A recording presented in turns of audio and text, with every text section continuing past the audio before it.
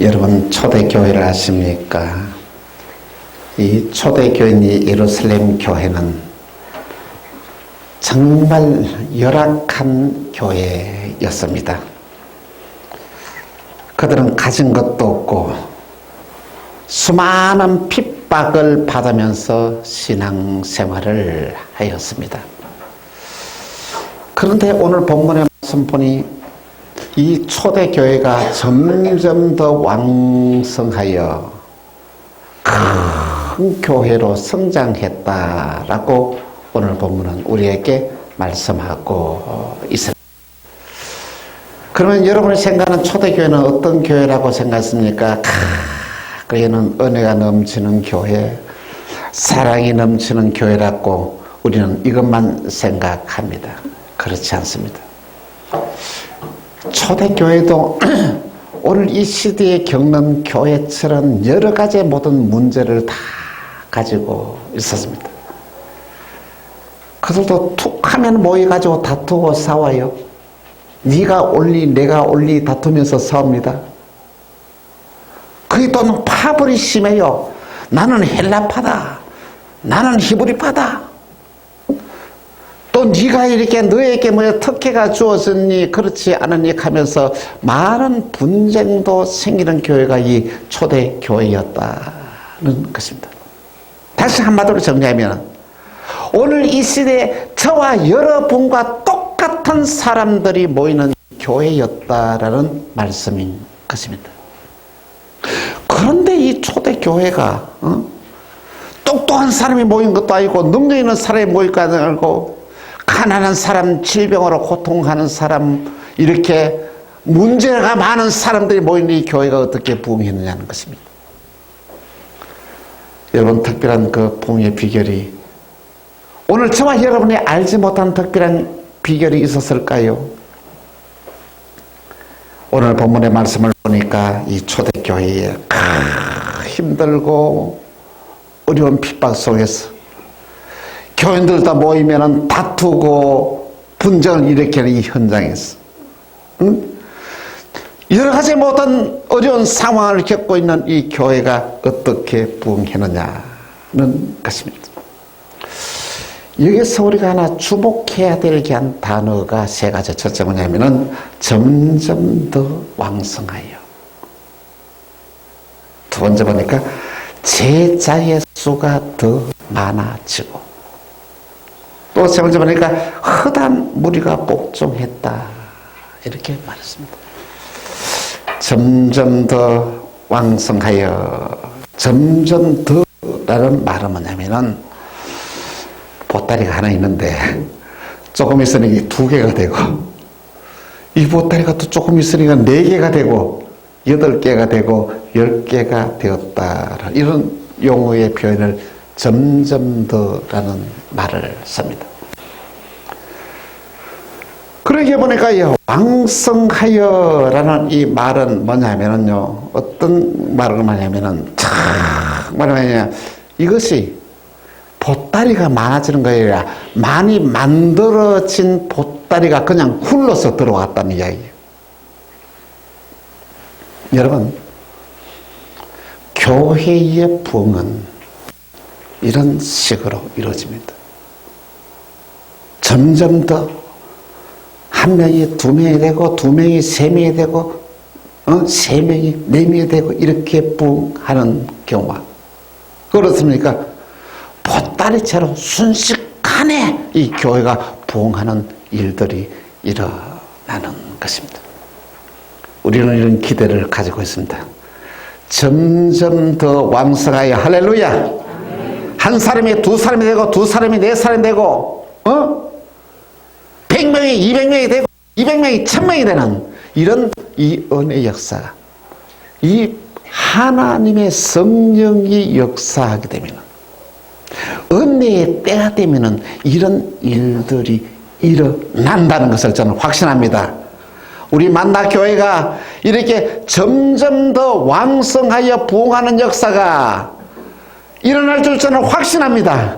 우리 모두 이 초대교회 성도들의 삶을 우리가 본받아서 우리 만나교회가 점점 더 왕성하는 이 크게 부흥하는 역사를 이루는 주역이 되기를 주 예수 이름으로 축원하는 바입니다. 오늘 본문에 보니까 도대체 초대교회 교인들이 우리와 별 다른 것이 없는데, 문제도 많은데, 이렇게 막 똑똑한 사람도 없는데, 어떻게 해서 이 초대교회가 부흥하느냐, 이 비결을 오늘 본문은 우리에게 설명하고 있습니다. 첫 번째 보니까 초대교회들은 이 부흥하는 가운데서 찾아오는 여러 가지의 시험과 위기를 잘 극복했습니다. 교회가 성장하는 과정에서 찾아오는 시험이 있습니다. 우리 교회도 있을 것입니다. 우리 교회가 앞으로 성장하면서 찾아오는 시험을 여러분과 저는 믿음으로 잘 극복해야만 합니다. 그래 보니까 이 초대교회 성도들에게 초대교회에 찾아왔던 시험이 뭐냐 하면은, 자, 사도행전 6장 1절에서 4절입니다. 우리 한 절씩 교독하겠습니다. 그때 제자가 더 많아지는데 헬라파 유대인들이 자기의 과부들이 매일의 구제에 빠짐으로 히브리파 사람을 원망하니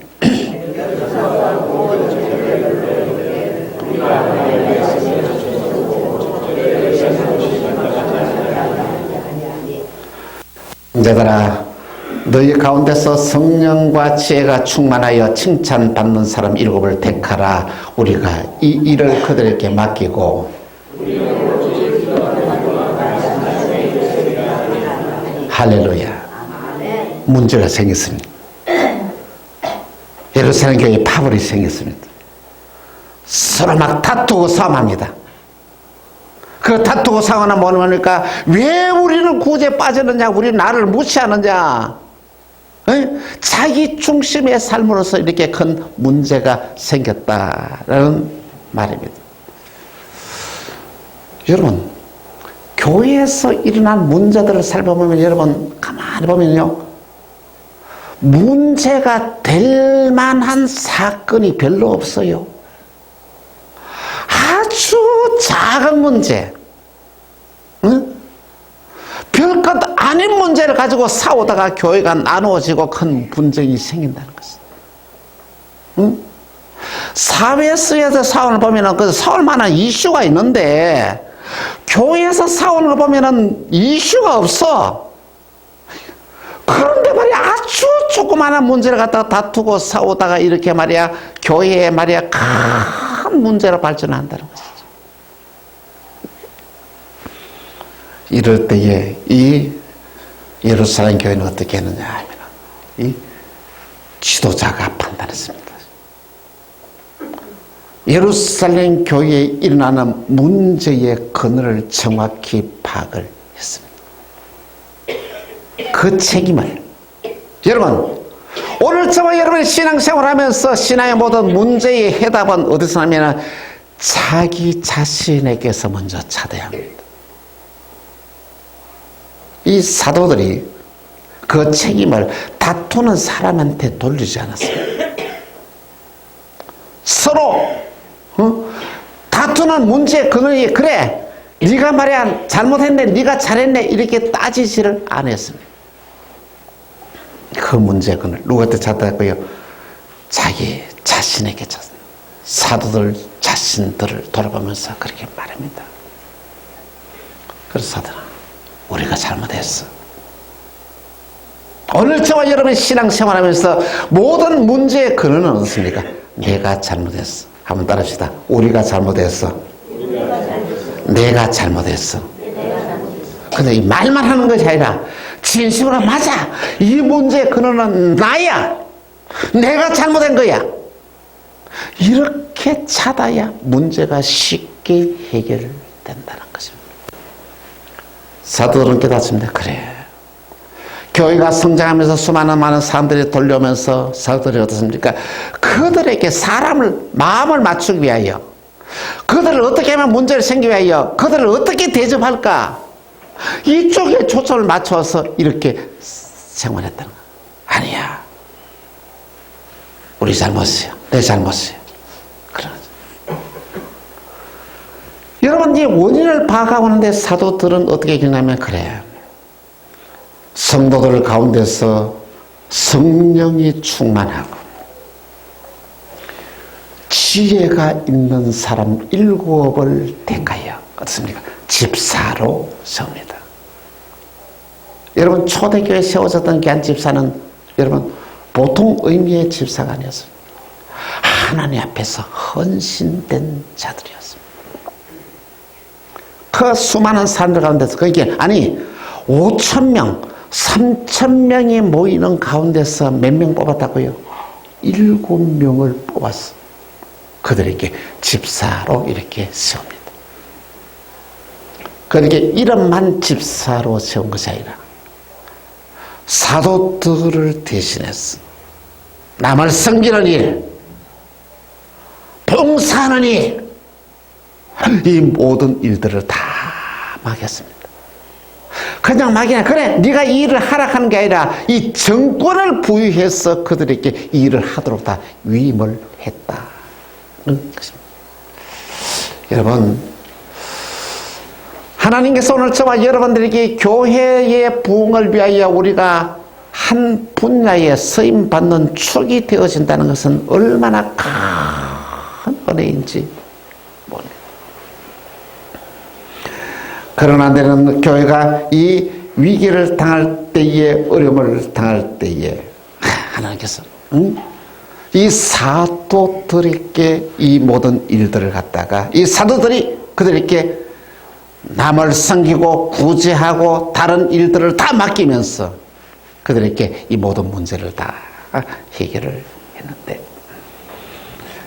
이들은 어떤 자이다고요? 첫째, 성령 충만한 자다. 여러분, 우리 만나기의 집사님이 여러분들은 어떤 자가 되어야 됩니까? 성령 충만한 자가 되어야만 합니다. 성령 받지 않고서는 하나님의 못된 교회의 일꾼이 될 수가 없습니다. 그리고 지혜가 있어야만 합니다. 이 지혜는 세상적인 꾀나 세상적인 이 지혜가 아니라 어떻습니까? 성령 안에서의 주어지는 귀한 지혜입니다. 성령 안에서 주어지는 지혜는 어떻습니까? 말을 한마디를 하더라도 상처를 주는 것이 아니라 말을 한마디를 하더라도 격려하고 위로하고 말을 한마디를 하더라도 상처를 싸매주는 이런 큰 지혜를 말하는 것입니다. 교회가 위기를 겪을 때에 사도들은 어떻습니까? 그래, 다 저기도 어디를 중심했다고요? 하나님의 말씀 중심으로 그의 삶을 꾸렸습니다. 말씀 중심으로 사는 것은 말씀을 달달 외우고 말씀을 많이 읽는 것이 말씀 중심이 아닙니다. 이 말씀을 깨닫고 그 말씀을 그대로 살면서 이 말씀을 전거했다는 것입니다. 여러분, 이 목사님의 말씀의 권위가 좋은 말을 한다고 해서 권위가 나타나는 게 아닙니다. 그 말씀을 전하는 말씀을 믿음으로 받아들이느냐, 그 말씀대로 살면서 전하느냐, 그 말씀대로 믿음을 받아들이고 그 말씀대로 살면서 전해야 그 말씀의 능력이 나타난다는 말씀인 것입니다. 그 원인을 깨닫고 방향을 돌이켰다는 말씀인 것입니다. 두 번째로 예루살렘 교회는 질서를 바로 세웠다. 여러분, 교회나 이 나라에서 질서가 무너지는 것은 큰 위기입니다. 질서가 바로 세워지게 우리는 기도해야 주여, 이 나라의 질서가 바로 세워지게 해 주옵소서. 주여, 이 교회의 질서가 바로 서게 하셔서 주여, 만나교회의 질서가 바로 세워 주옵소서 하는 이런 기도가 우리에게 꼭 필요합니다.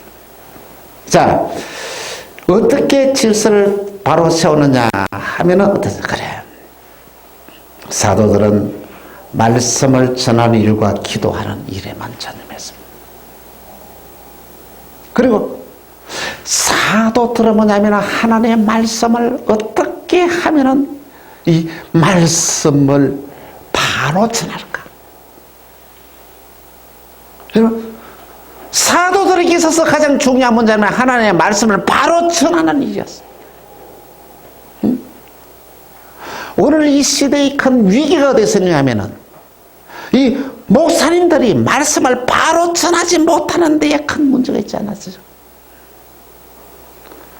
여러분, 하나님의 말씀을 바로 전하는 강단이 될 수 있도록 여러분들도 늘 기도를 해야만 합니다. 그래서 사도들은 뭐냐면 어떻게 하면 하나님의 말씀을 바로 전할 것인가. 사도들이 추구한 게 뭐냐면 하나님의 무릎을 꿇고 기도했다는 거예요.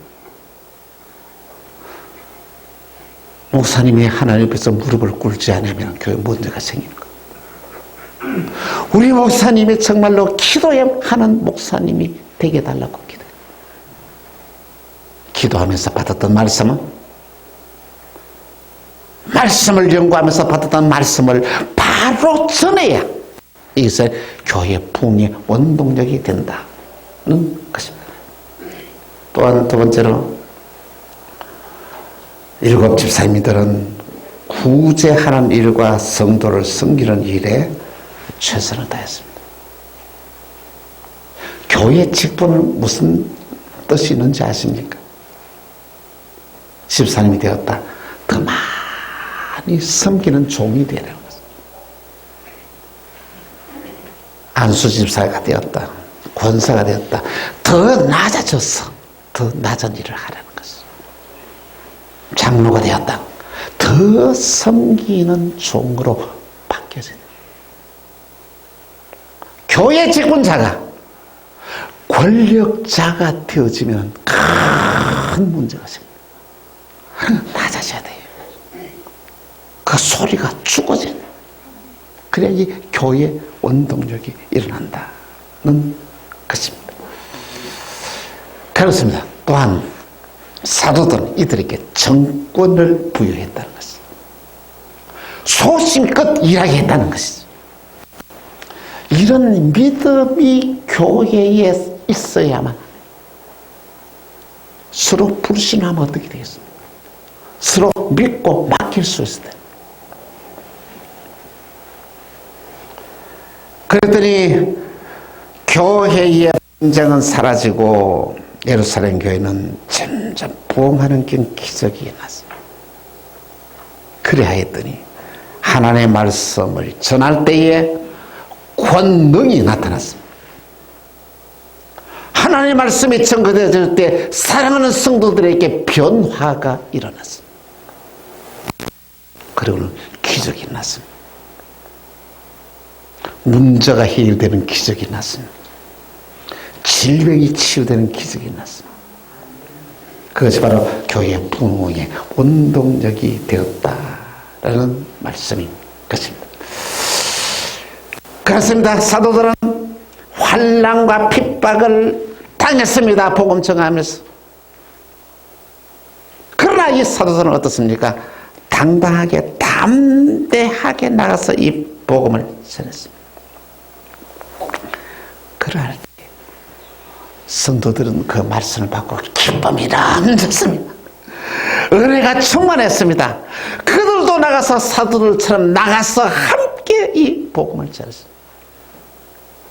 다시 말하면 이 초대교회는 어떻게 했느냐, 예루살렘 교회는 어떻게 되냐면은 하나님의 말씀을 받고 성도들이 큰 은혜를 받았고, 은혜를 받았다는 것은 뭐냐면은 기쁨만 충만한 것이 아니라 삶의 변화가 나게 되고 언약된 축복을 받게 되고 이 엄청난 기도였습니다. 그리고 거기서 끝나는 것이 아니라 내가 받았던 은혜를 당당하게 나가서 전하는 귀한 삶을 살았다라는 귀한 말씀인 것입니다.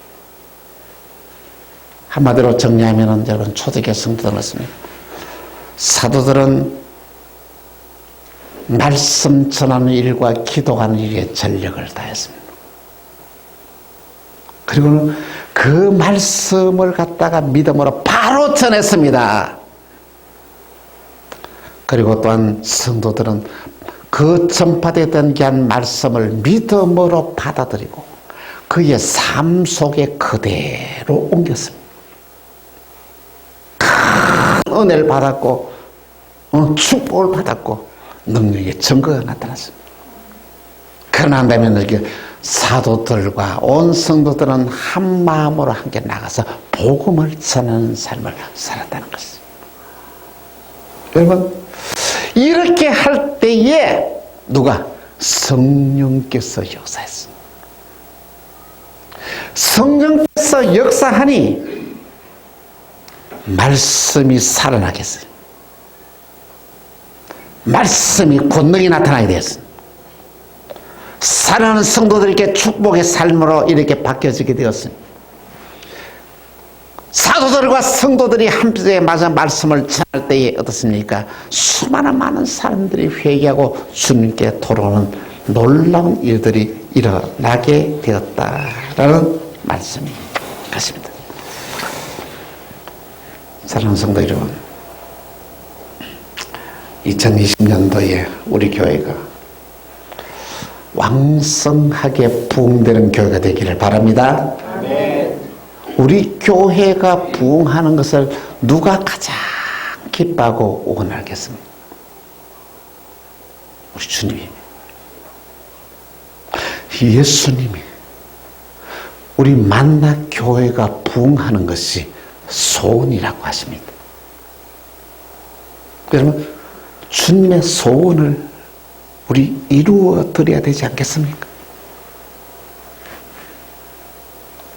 그런데 안타까운 것은 오늘은 우리에게 교회 부흥에 대한 열망이 없습니다. 여러분, 우리 만나교회가 부흥해야 되겠다, 만나교회가 부흥해야 되겠다 하는 그런 열망이 살아있습니까? 그렇다면 여러분들은 1년에 몇 명을 전도합니까? 1년이 지나도 한 명도 전도하지 못한다고요? 그래도 교회 부흥에 대한 열망이 있다고 말할 수가 있겠습니까?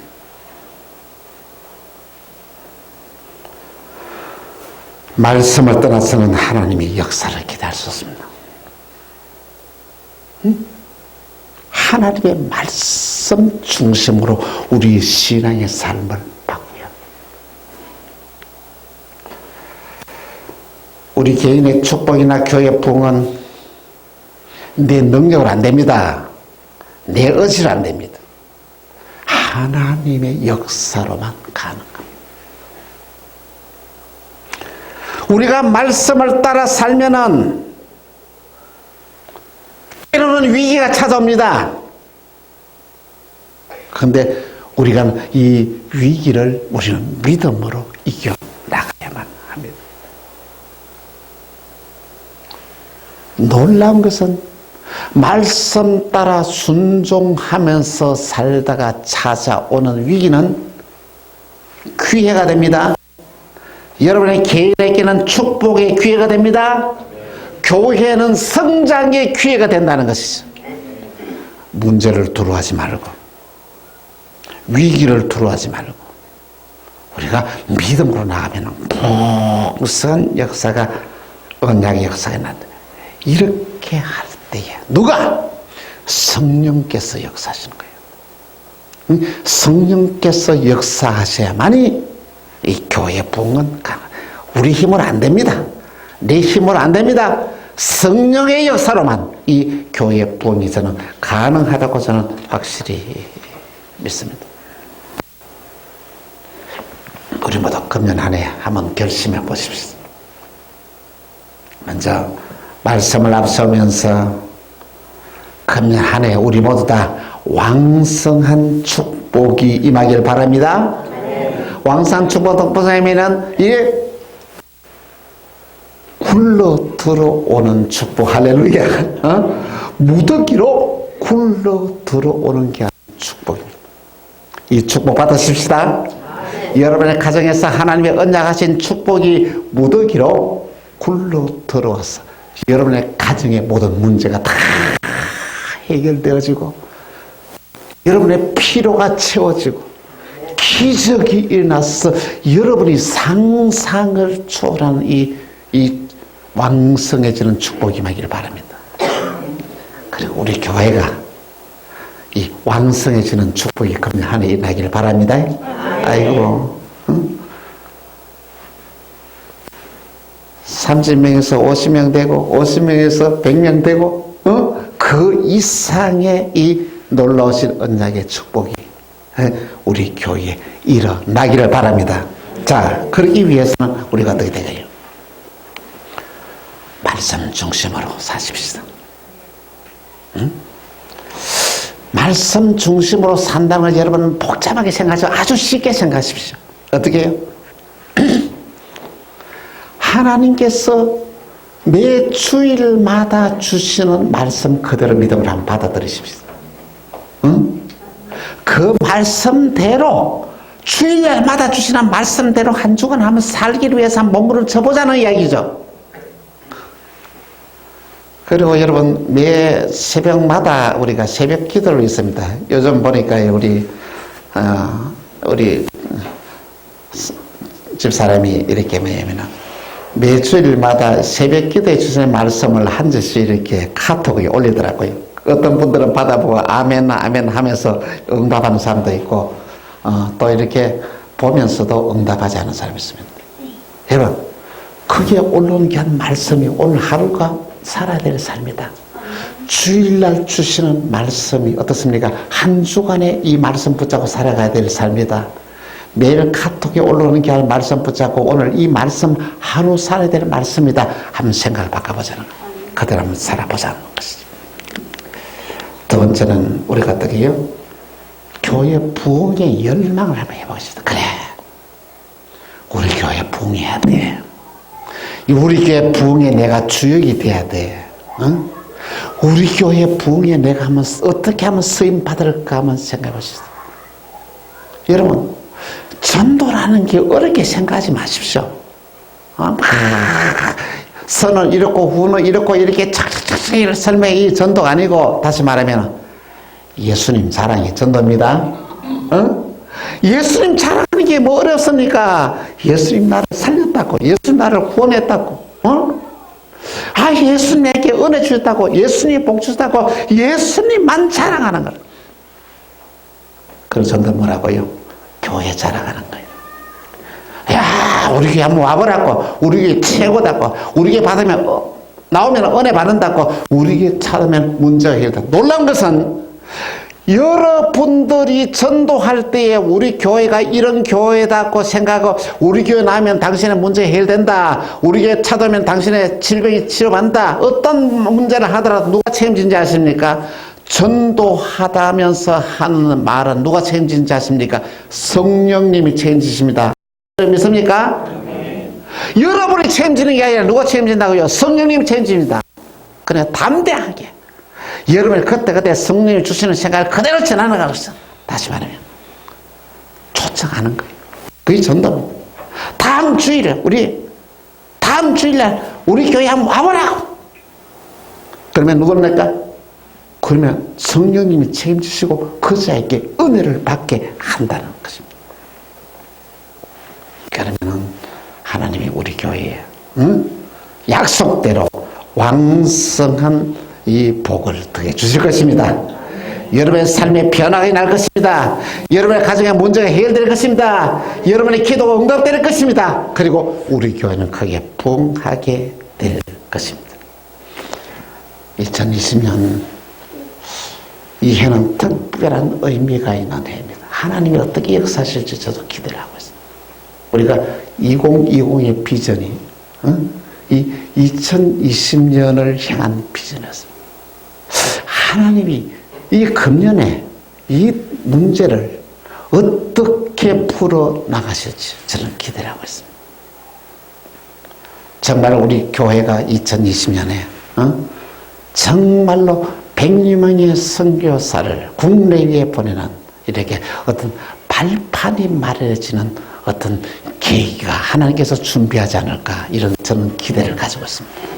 하나님의 놀라우신 언약의 축복이 이 금년 한 해에 만나게 속한 성도들의 가정마다 충만하고 여러분의 심령에 충만하여서 이 놀라운 주님의 기적을 일으키는 이 주역들이 다 되시기를 주 예수의 이름으로 축원합니다.